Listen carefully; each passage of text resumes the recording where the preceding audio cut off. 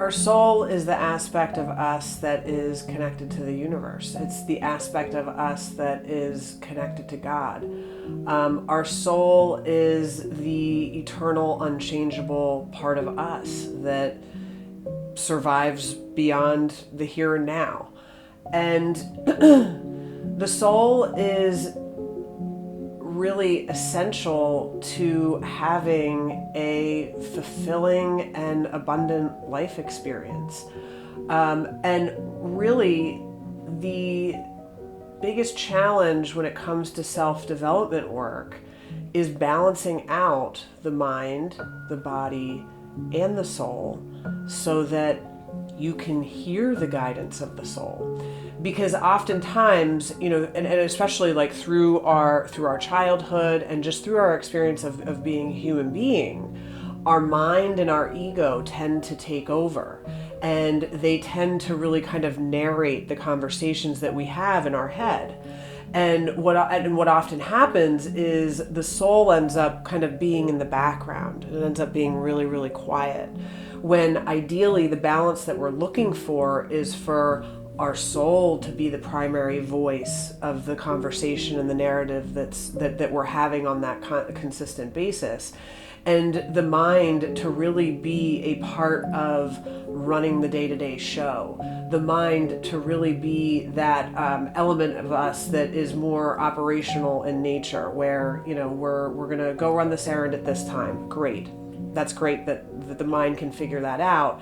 However, if we're challenged in an intimate relationship and we need to have like a heart-to-heart conversation with our partner, we don't want the perspective of our mind guiding that conversation. We want to be able to connect with that deeper aspect of us that I just described.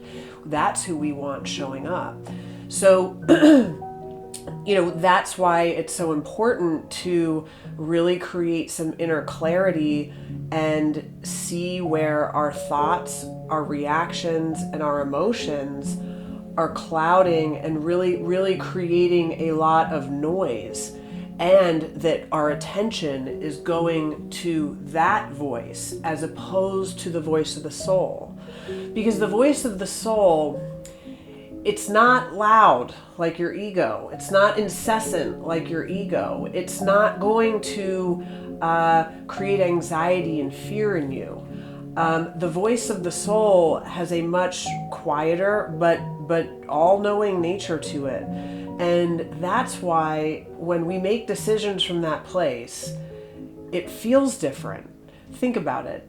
Think about a decision that you made when you took space and time and you quieted yourself and you really just were very aware and present during the interaction. That is a soul-led discussion that you had. And it's really, again, getting the thoughts and the reactions and the emotions out of the way so that this aspect of you can emerge, because this is the aspect of you that was designed to fulfill all of the dreams that you have. And when we can clear the space of our negative thoughts, emotions, judgments, resentments, all those things that the ego mind really kind of keeps at the forefront, when we can clear that away, then the voice of the soul comes forward. Then we're empowering our soul to get involved in these greater decisions that ultimately end up bringing us to the reality that we want to manifest. What I've done and my relationship with it is I primarily identify as my soul now. And the reason why I did that is because I found that my anxiety and fear and were decreased, and my creativity and inspiration and all of these other positive things were increased when I found that I really considered my soul to be my true voice. And I worked on being in dynamics where I calmed my emotions down, and then I listened to my inner guidance.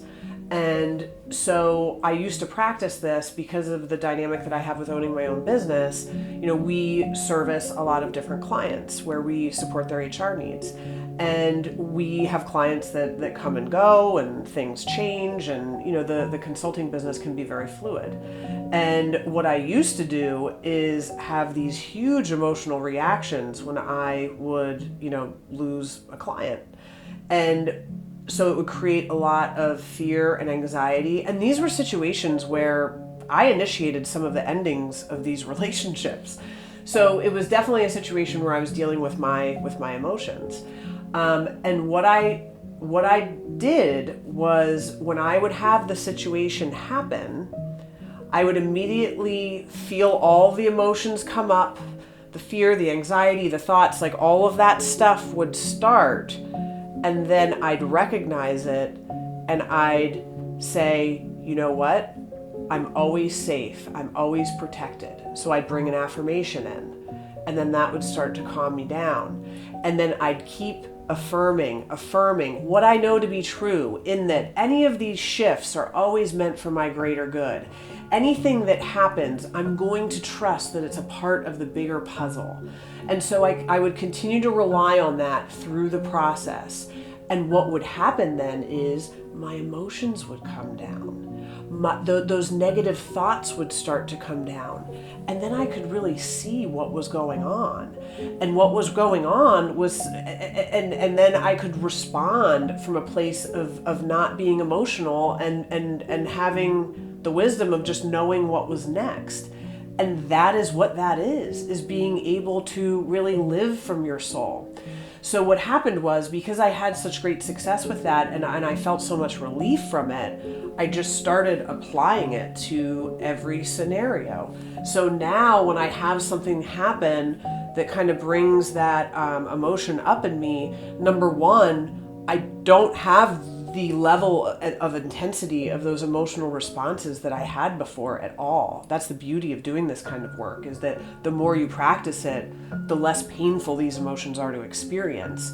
So two things happened.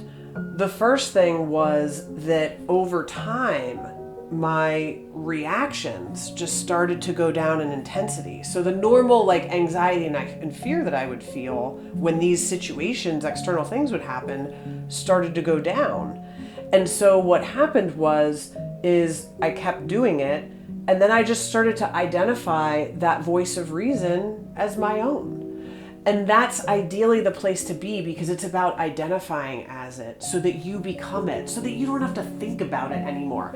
The cool part about this type of work is that it's about, when you first put it on, it feels weird because it's a shoe that you've never put on before.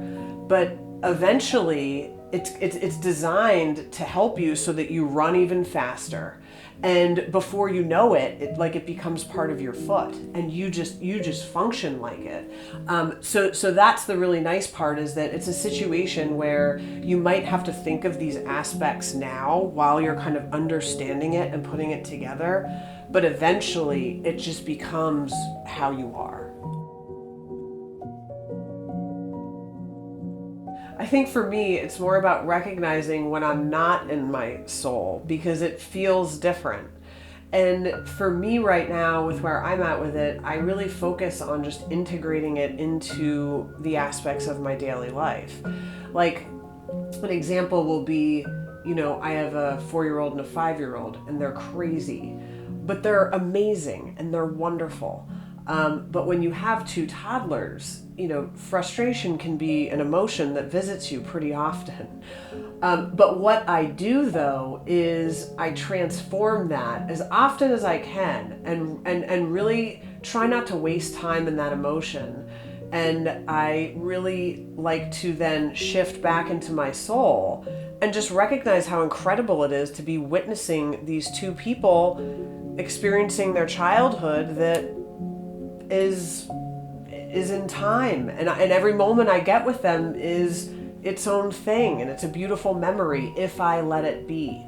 So it's less about, again, kind of having certain practices that bring it out. It's more about me remembering to bring it along.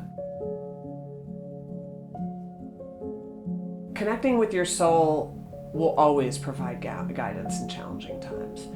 And it's just about starting that conversation and really asking it to help you and giving it the space to move to the forefront. So again, it means you've got to do that heavy lifting of moving your negative reactions, your resentments, and your judgments and those emotions out of the way so that it can come forward. And it's not about, oh, suck it up, don't feel your feelings. Feel your feelings, respect your emotional process, but just know that you've got to make space for that voice to come through.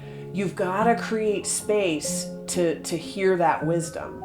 And that's really, really the key point or the key part of being able to connect with your soul, hear the wisdom so that you can then make your decision based on it. I think it's helpful to look at it like if this is your soul and the wisdom and guidance of it comes out of it like that, and if you put your mind and your thinking and all of that over top of it, well, it's not going to go through there. It's not going to go through there. So it's really moving, again, your negative thoughts, your emotions, your feelings, it's working with all of that in order to clear the space so that you can then be connected to it. Because what happens is when we process our emotions, we let go of our resentments, we do all of that inner work, and we have a lot of self-awareness about who we are and how we react to things and those types of things, then we're creating some inner coherence, because that's what it's all about. Like there's really nothing from the outside that you can drop into that.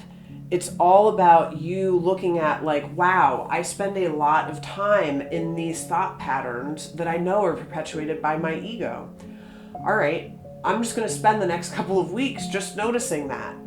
And what will happen is you starting to notice how much time you're spending in there, you then move away from it and you're looking at it from that perspective. That's the most important thing you can do, is to really pull your perspective back and watch yourself do it. And over time, and I don't mean like years, if you're really practicing this, it can happen pretty quick. But over time, you're going to disconnect from that and you're going to recognize that there's a choice between where you want to focus your attention. Right now, it's not a choice. So it can be a situation where we're just looking for relief. Just tell me what to do and I'll do it. Tell me what to do and I'll do it. But the problem is that what we're telling you to do, that voice is going to fight you on it. You know, that ego is going to tell you, the ego is going to tell you exactly what the heart tells you, except the heart's not going to force it. The heart's not going to be in your face and make you feel fear and all those things. So it's really, and that's where that inner strength comes in, to be able to recognize and delineate these different voices so that you ultimately make the decision as to who you give your precious attention to.